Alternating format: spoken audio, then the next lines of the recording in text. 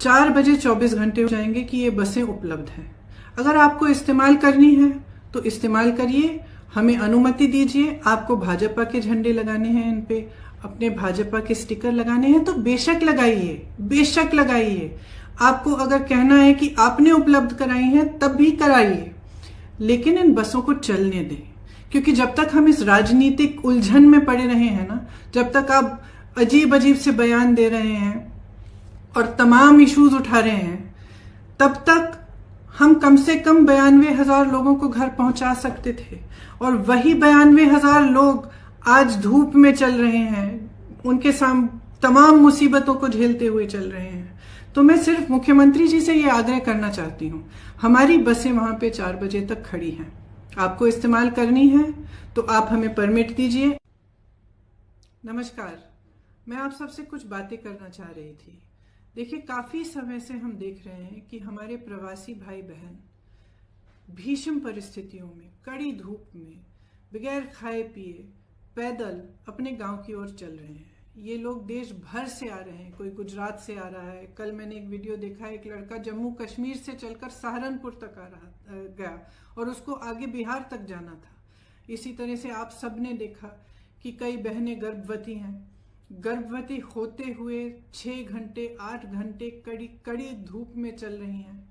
कुछ लोग अपने बच्चों को गोद में लेके जा रहे हैं, कुछ टूटी हुई साइकिलों पर जा रहे हैं। एक और वीडियो मैंने देखा कि एक दादी दादा अपने पोती पोतों को उठाकर, इस तरह से दादाजी उनको उठाकर एक झूला सा बनाया था, उसमें उनको रख के उठाकर चल रहे थे। अब हम सबको अपनी जिम्मेदारी समझनी पड़ेगी। ये सिर्फ भारत के लोग नहीं हैं, ये भारत के वो लोग हैं जो भारत की रीढ़ की हड्डी हैं, जिन्होंने ये इमारतें बनाई जिनमें हम रह रहे हैं, जिनके खून और पसीनों से ये देश चलता है। हम सबकी जिम्मेदारी है इनके प्रति, मेरी है, आपकी है, सरकार की है, हर राजनीतिक दल की है। इसलिए मैं समझती हूँ कि ये राजनीति करने का समय नहीं है। बहुत ही स्पष्ट हूं कि हर राजनीतिक दल अपने राजनीतिक परहेजों को दूर करते हुए सकारात्मक भाव से, सेवा भाव से लोगों की मदद में शामिल हो। तो उत्तर प्रदेश की जो कांग्रेस पार्टी है, इसी भावना को लेकर जैसे ही लॉकडाउन की अनाउंसमेंट हुई, उसके अगले दिन हमने हर जिले में वॉलंटियर ग्रुप बनाए, जिसको हमने कांग्रेस के सिपाही का नाम दिया। इन वॉलंटियर ग्रुप्स के जरिए हमने हेल्पलाइन जारी करी हर जिले में, और दिन रात हम खाना राशन बांटने का काम कर रहे हैं। इसके अलावा हमने सांझी रसोइयाँ खोली। उसके अलावा हमने हाईवे की टास्क फोर्स बनवाए, जो हाईवे पे जो चल रहे हैं उनकी मदद के लिए है। तो तमाम ऐसे कार्य हमारे बड़े से बड़े लीडर और हमारे ग्रामीण स्तर के कार्यकर्ता, हमारे जिला स्तर के कार्यकर्ता अपने ही साधनों से ये काम दिन रात कर रहे हैं। और इस काम के जरिए हमने अब तक 67 लाख लोगों की मदद की है। उसमें से 60 लाख के करीब उत्तर प्रदेश में ही हैं और 7 लाख लोग ऐसे हैं जो उत्तर प्रदेश के बाहर फंसे हुए थे, जिनको खाना राशन की जरूरत थी और जिनका वापस आने के लिए हम कोऑर्डिनेशन कर रहे हैं। हमारी एक सेंट्रल हेल्पलाइन भी है, उसके जरिए भी हम लगातार दिन रात कोऑर्डिनेशन करते हैं। तो हम मदद करना चाह रहे हैं। हमारी भावना शुरू से सकारात्मक रही है और सेवा का भाव हो रहा है। इसी भाव से हमने अपने सुझाव मुख्यमंत्री जी को दिए और सकारात्मक रूप से ही दिए कि देखिए, आपको ठीक लगे तो आप ये चीजें कर लीजिए। जहां जहां हमें लगा कि वो कुछ अच्छा कर रहे हैं, हमने उनकी तारीफ भी की, हमने उसका स्वागत किया, उन कदमों का स्वागत भी किया। कुछ समय से हम कह रहे थे कि यूपी रोडवेज की जो बसें हैं उनको प्रवासी भाई बहनों के लिए उपलब्ध करा दीजिए, ताकि उनको जो पैदल चल रहे हैं वो बसों में बैठकर बसों में बैठकर सुरक्षित तरह से अपने घर गांव पहुंच पाए। तो हम काफी समय से ये सुझाव दे रहे थे, ये मांग कर रहे थे। जब एक दिन कई हादसे हुए, कई एक्सीडेंट हुए और हमने देखा कि यूपी की रोडवेज की जो बसें हैं वो अभी भी सक्रिय नहीं हुई हैं, तो हमने एक मुख्यमंत्री जी को एक चिट्ठी लिखी कि हम 1000 बस को उपलब्ध करेंगे गाजियाबाद और नोएडा बॉर्डर पर हम इन बसों को रोक देंगे और आप अगर अनुमति देंगे इसके संचालन के लिए तो जो प्रवासी भाई बहन दिल्ली और एनसीआर क्षेत्र से चल रहे हैं उनको हम इन बसों में बिठाकर अपने घर तक पहुंचा देंगे। तो अगले दिन मुख्यमंत्री जी ने ये ऐलान किया कि यूपी रोडवेज की 12,000 बसें हैं, इन्हीं का इस्तेमाल होगा और आपकी बसों की ज़रूरत नहीं है। तो हमने 17 तारीख को सुबह 500 बसें गाजियाबाद में खड़ी की थी, हमने उनको वापस भेज दिया। अगले दिन उनसे एक और चिट्ठी मिली कि आप अपनी लिस्ट दे दीजिए और 1000 बस की आप लिस्ट दे दीजिए, उसमें चालक का नाम होना चाहिए, परिचालक का नाम होना चाहिए, फिटनेस सर्टिफिकेट वगैरह सब कुछ आदि होना चाहिए, ये हमारे पास पहुंचा दीजिए। तो हमने उनको धन्यवाद दिया कि आपने हमें अनुमति दी है बसों को चलाने के लिए, आपको हम लिस्ट उपलब्ध कर देंगे। तो 4-5 घंटों बाद हमने वह लिस्ट उपलब्ध कर दी। फिर 11:30 बजे रात को उनसे एक और चिट्ठी मिली कि आप अपनी 1000 बसें लखनऊ पहुंचा दीजिए कल सुबह 10 बजे। तो इसमें हमने कहा कि देखिए हमारी बसें खाली दिल्ली से लखनऊ जाएंगी, इन बसों का मकसद ही ये था कि गाजियाबाद और नोएडा से एनसीआर क्षेत्र से जो चल के जा रहे हैं उनको हम बिठाकर उत्तर प्रदेश के गांव और जिलों में ले जाएं। तो इन बसों का लखनऊ तक खाली चलना तो पूरे मकसद को ही खत्म कर देता है। तो हमने उनसे ये सुझाव दिया कि देखिए हम गाजियाबाद नोएडा में इन बसों को तैयार रख लेंगे, आप परमिट दे दीजिएगा।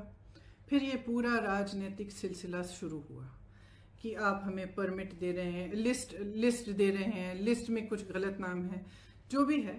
मैं इन चीज़ों में नहीं पढ़ना चाहती और मैं सरकार पर सवाल भी नहीं उठाना चाहती। अगर उस लिस्ट में कुछ ऐसे नंबर हैं जो गलत है, कोई बात नहीं, हम एक नई लिस्ट भी उनको दे सकते हैं।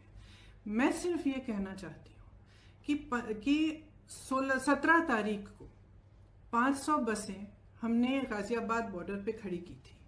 अगर वो 500 बसें चली होती तो कम से कम 20,000 लोग घर सही सलामत पहुंच जाते। कल हमने 900 बसें, 500 बसें राजस्थान के बॉर्डर पर और राजस्थान यूपी के बॉर्डर पर और 300 से अधिक बसें, जिनकी पूरी टोटल संख्या 900 के करीब थी, हमने गाजियाबाद बॉर्डर पे, दिल्ली बॉर्डर पे हमने उपलब्ध कराई। अब अगर ये बसें चली होती तो कल 36,000 और आज 36,000 लोग अपने घर के लिए सही सलामत सुरक्षापूर्ण रवाना हो जाते। लेकिन हम इस राजनीतिक सिलसिले में उलझे रहे। उन्होंने कहा कि लिस्ट गलत है, कुछ ये हो रहा है, वो हो रहा है, बसें हमारी पहुंच गई हैं। कल 4 बजे से हमारी बसें बॉर्डर पे खड़ी थी, उनको आगे परमिट यूपी के, जहां पे उन्होंने कहा था कि यहाँ पे हमें गाजियाबाद और नोएडा में 2 पॉइंट्स दिए थे, यहां तक पहुंचाइए, वहां जाने का परमिट ही नहीं दे रहे हैं यूपी के अंदर। तो बसें खड़ी रही, आज भी खड़ी हैं। अब मैं सिर्फ ये कहना चाहती हूँ कि देखिए 4 बजे 24 घंटे हो जाएंगे कि ये बसें उपलब्ध हैं। अगर आपको इस्तेमाल करनी है तो इस्तेमाल करिए, हमें अनुमति दीजिए। आपको भाजपा के झंडे लगाने हैं, इन पे अपने भाजपा के स्टिकर लगाने हैं तो बेशक लगाइए, बेशक लगाइए। आपको अगर कहना है कि आपने उपलब्ध कराई है तब भी कराइए, लेकिन इन बसों को चलने दें। क्योंकि जब तक हम इस राजनीतिक उलझन में पड़े रहे हैं ना, जब तक आप अजीब अजीब से बयान दे रहे हैं और तमाम इश्यूज उठा रहे हैं, तब तक हम कम से कम 92,000 लोगों को घर पहुंचा सकते थे। और वही 92,000 लोग आज धूप में चल रहे हैं, उनके सामने तमाम मुसीबतों को झेलते हुए चल रहे हैं। तो मैं सिर्फ मुख्यमंत्री जी से ये आग्रह करना चाहती हूँ, हमारी बसें वहां पे 4 बजे तक खड़ी हैं, आपको इस्तेमाल करनी है तो आप हमें परमिट दीजिए, अनुमति दीजिए कि हम उनका संचालन कर सकें। अगर आपको नहीं इस्तेमाल करनी है तो भी कोई बात नहीं, हम उनको वापस भेज देंगे। हमने 3 दिन पहले भी वापस भेज दिया था 500 बसों को, हम वापस भेज देंगे। जिस तरह से हम लोगों की मदद कर रहे हैं, जिस तरह से हमारे लोग हर जिले में, हर शहर में, हमारे कार्यकर्ता प्रवासी भाई बहनों के और लॉकडाउन और महामारी से जो पीड़ित लोग हैं उनकी मदद कर रहे हैं, उस तरह से हम करते रहेंगे। हमें कोई परवाह नहीं है कि आपकी बसें हैं या हमारी बसें, हम सिर्फ एक सेवा भाव से मदद करना चाह रहे थे।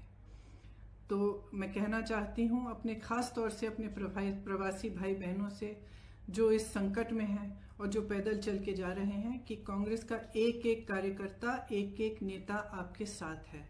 आप उत्तर प्रदेश के जिस जिले से, जिस शहर से गुजरेंगे, हमारे लोग आपको मिलेंगे, आपको खाना उपलब्ध करेंगे, आपके लिए पानी उपलब्ध करेंगे, आपकी कोई भी सुविधा की जरूरत हो वह उपलब्ध करेंगे। हमारी जो क्षमता है उससे हम पूरी तरह से आपको मदद करने की कोशिश करेंगे और हम आपके साथ इस संकट में खड़े हैं। धन्यवाद।